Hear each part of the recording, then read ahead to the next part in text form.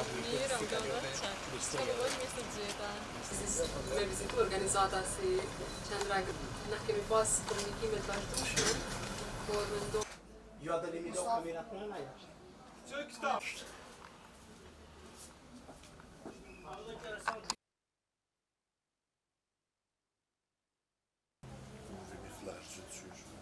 Po.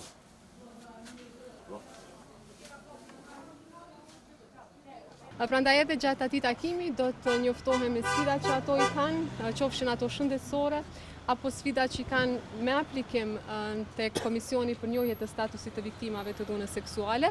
Me këtë rast më lejoni që të shfrytëzoj rastin që t'i bëj thirrje të gjithë personave që kanë qenë të dënuar seksualisht gjatë luftës së fundit në Kosovë që të aplikojnë për njohje të statusit.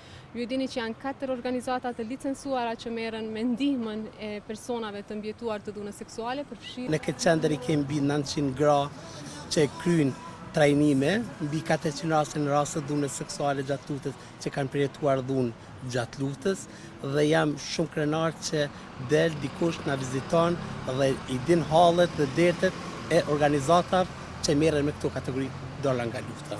Rastet e dhunës seksuale gjatë luftës kanë shumë probleme, kanë ankesa, si në shëndetësi, si në familje, si çdo kënd to janë A i ofruat bashkëpunim, po, mbështetje?